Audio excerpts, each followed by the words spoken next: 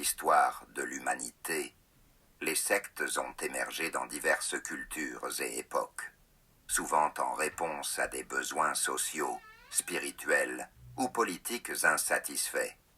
Ces groupes, tantôt mystiques, tantôt dangereux, ont captivé l'imagination collective par leurs pratiques étranges, leurs croyances atypiques, et parfois par les tragédies qu'ils ont engendrées. Les sectes peuvent être classées en plusieurs types selon leur fonctionnement et leur structure. Certaines sont de nature spirituelle, cherchant à offrir une alternative aux religions traditionnelles, en promettant une illumination personnelle ou un lien direct avec une entité divine.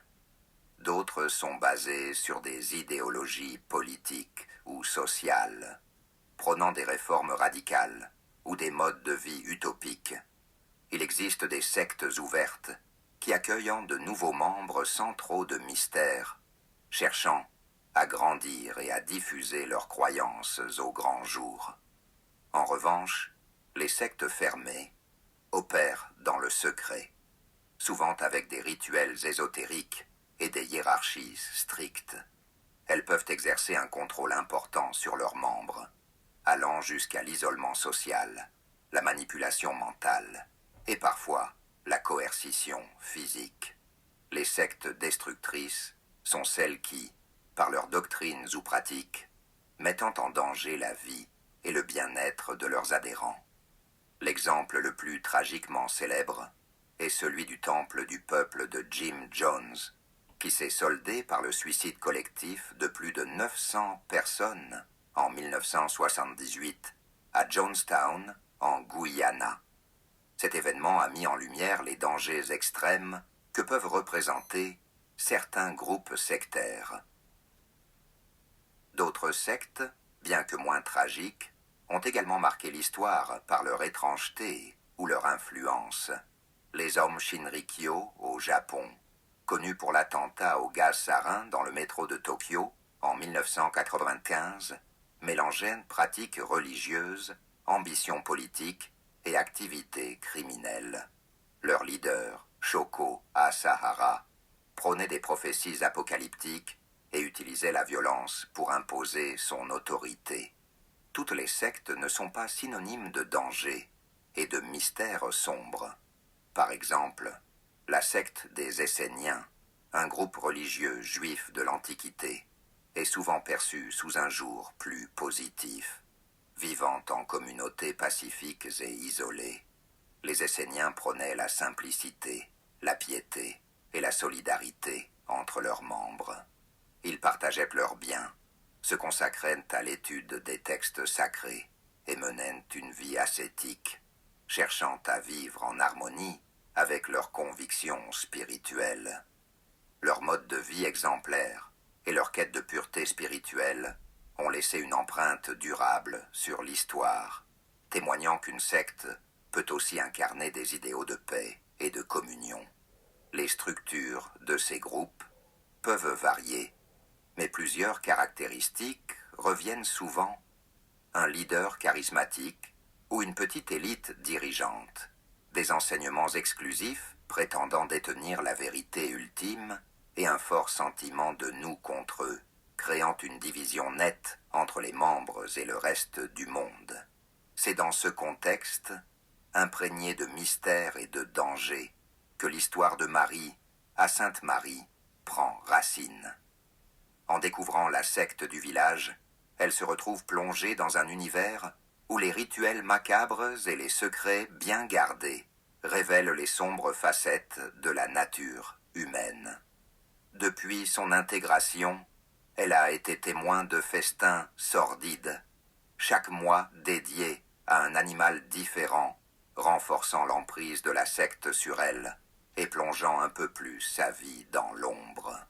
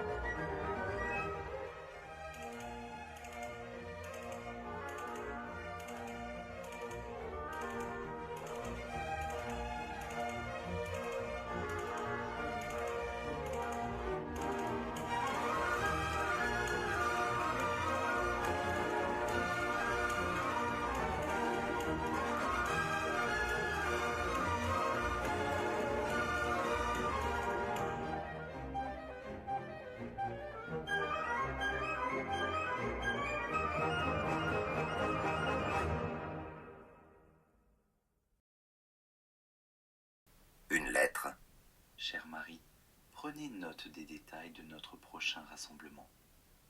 Le festin mensuel aura lieu le vendredi 15 mai. Ce mois, il vous est demandé de rapporter un félin. Je compte sur votre présence et votre dévouement. Votre compréhension des rituels et votre respect pour nos coutumes sont essentiels. Cela vaut aussi sur le plan budgétaire. Vous savez, tout comme moi, que nous avons besoin de fonds pour fonctionner, et j'apprécierais en l'état de cause votre coopération, mais également que vous n'alliez pas répandre de fausses rumeurs à ce sujet. Salutations respectueuses, Karel.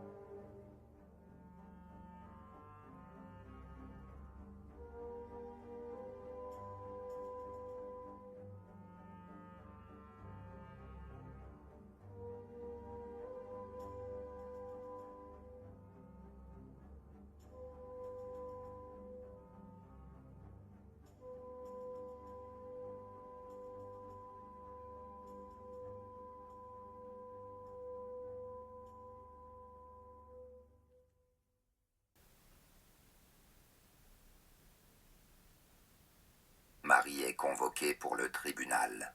Un procès l'attend. Elle a volé un chat. Les volés sont monsieur Jürgen Konings et sa compagne, Femke Konings. Tout le village est là pour assister au procès. Dans un premier temps, l'incompréhension règne par rapport à la raison du vol. Marie refuse de donner la raison exacte. Bien que le mystère reste entier, le procès semble se diriger vers un abandon des charges, le crime n'étant pas suffisamment grave. Pour ne pas prendre de décision hâtive, le juge lève la séance et ordonne une deuxième séance le lendemain. La famille Konings a beaucoup d'argent et a en conséquence payé une avocate chère et particulièrement compétente. Elle alla mener son enquête durant la trêve. Lors de la deuxième séance, elle dévoile l'impensable. Marie fait partie d'une secte dont l'activité principale consiste à faire des festins d'animaux crus. La raison du vol devient tout de suite claire. Toute la salle s'offusque dans un brouhaha. Pour le juge aussi, ce nouvel élément perturbateur change la donne. Malgré tout, quand Jürgen exige le condamnation, le juge ne prend pas de décision hâtive et estime que Marie mérite également une défense construite avec l'aide d'un avocat et lève la séance.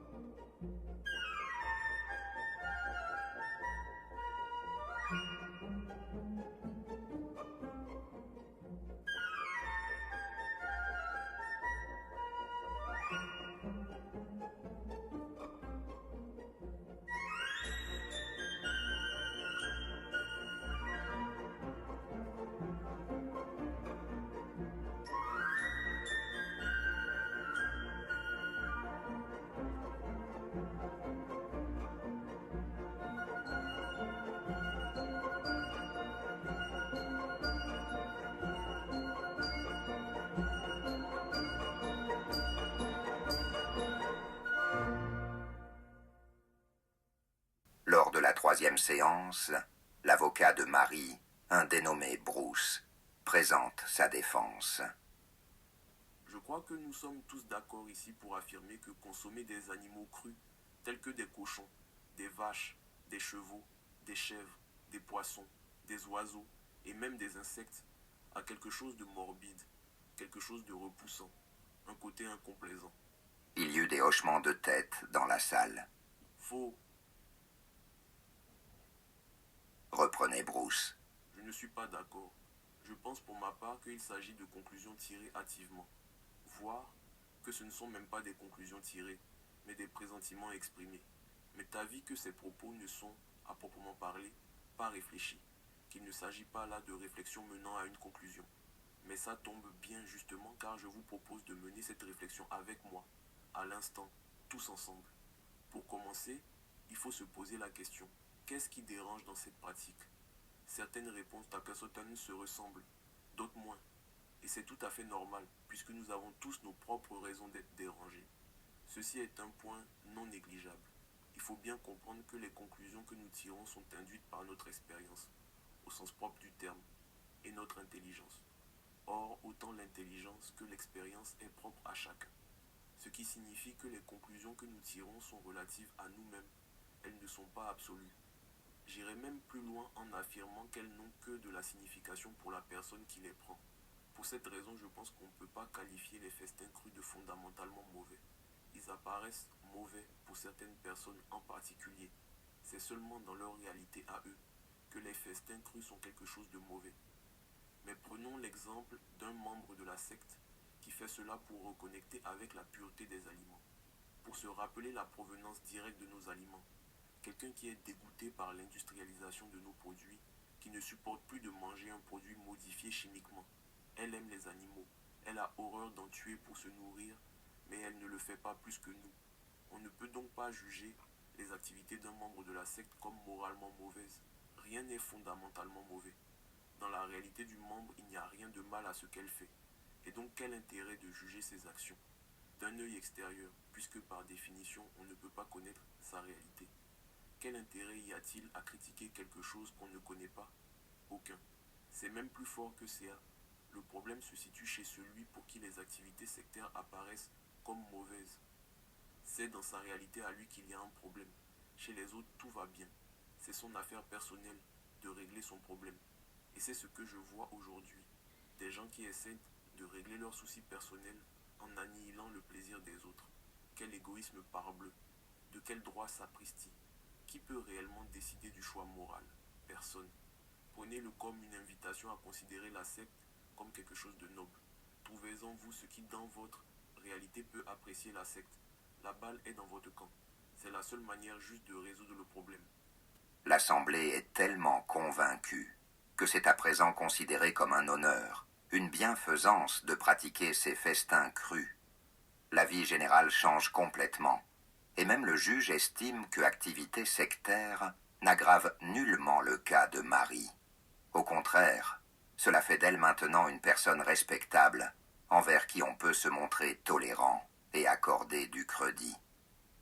L'avocate de l'opposition demande une séance supplémentaire comme l'a précédemment été accordée à Marie. En effet, l'avocate du couple Connings pense encore avoir quelque argument nuisible à l'égard de Marie. Il a ouï dire que Marie voyait un psychiatre il y a quelques années.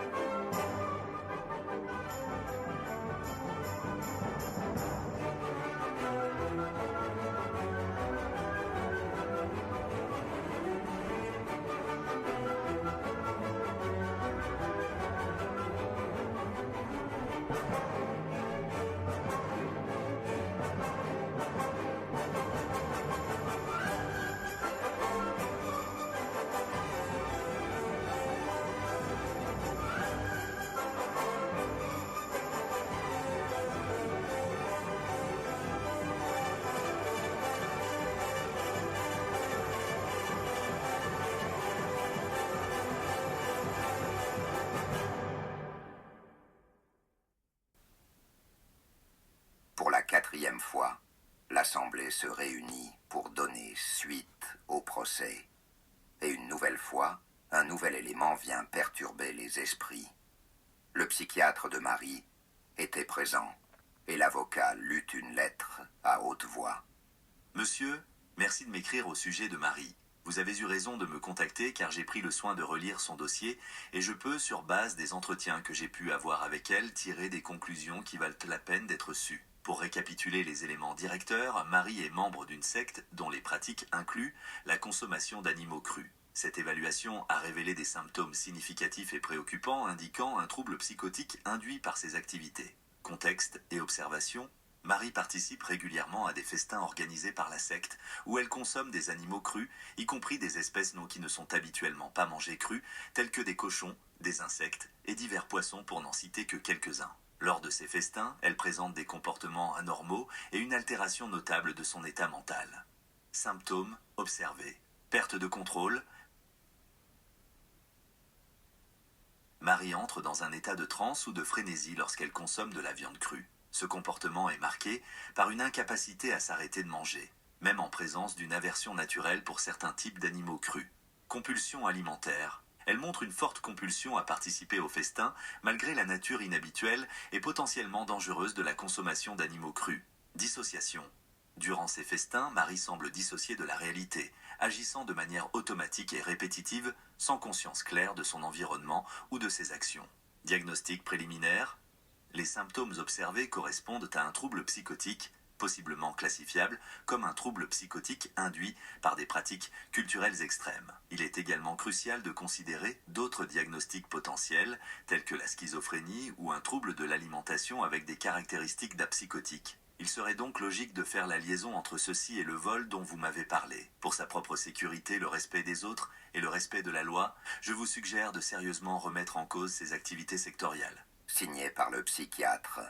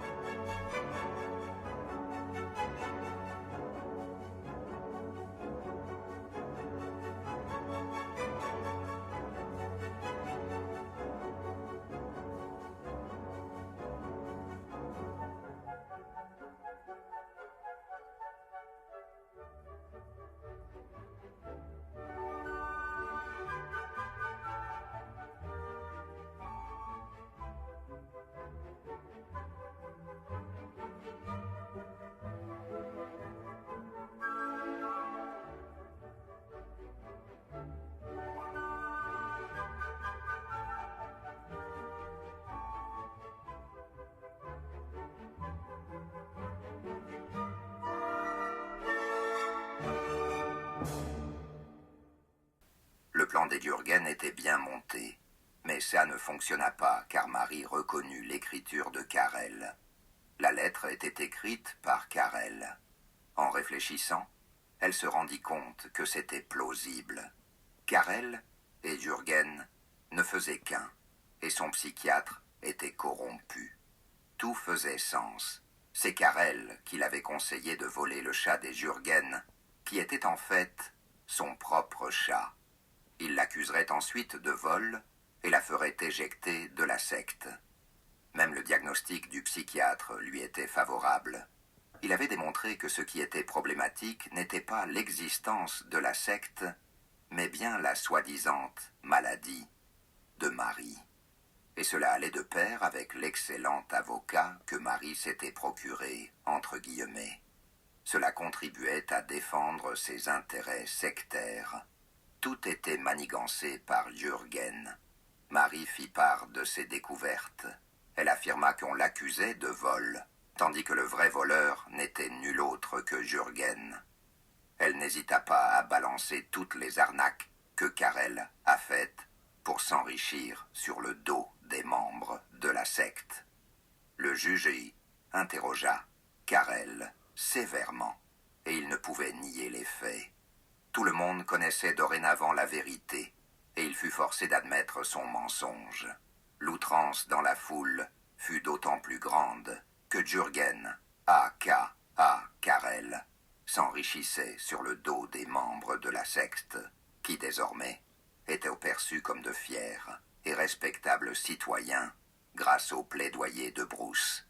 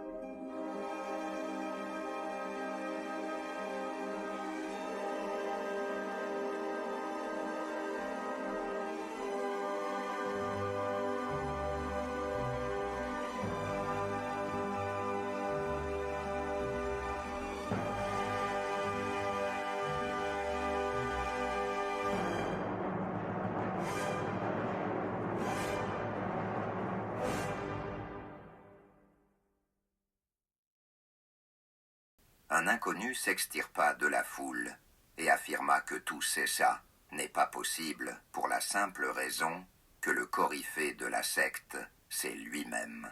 « Votre homme ne s'appelle ni Jürgen ni Karel, » disait l'inconnu. « C'est un agent de police qui avait pour but, Marie, de vous faire dévoiler au grand jour tout ce qu'il se fait de plus macabre dans l'enceinte de notre secte, après qu'il ait dévoilé vos activités sectaires. Or, cela n'a pas fonctionné puisque Bruce l'a expliqué lui-même, nous ne faisons rien de tel. Un groupe bien organisé ne dévoile jamais son hiérarchie.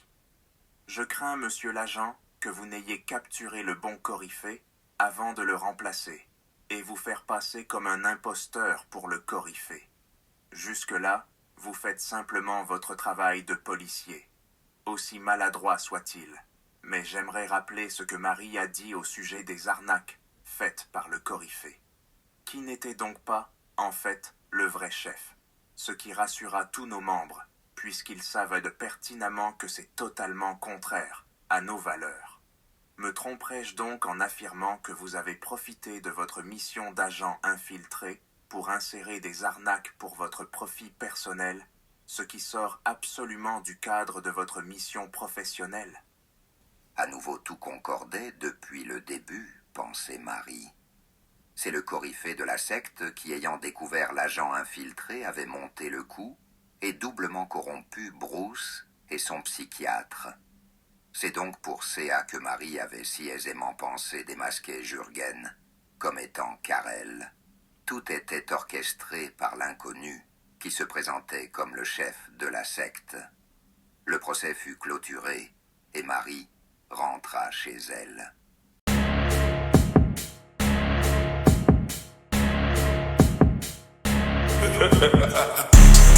The shot I got roaches, feel like they ugly.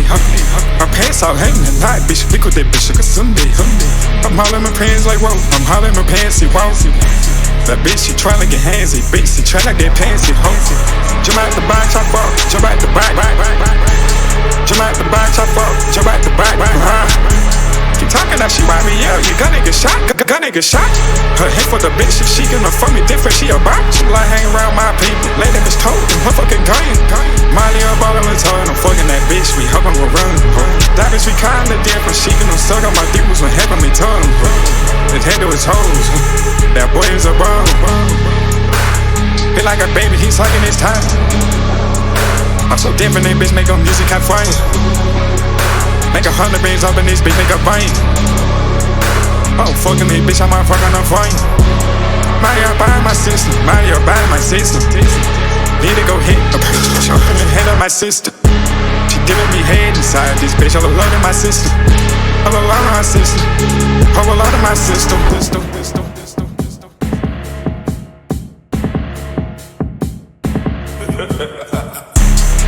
The shot I got roaches, feel like they ugly.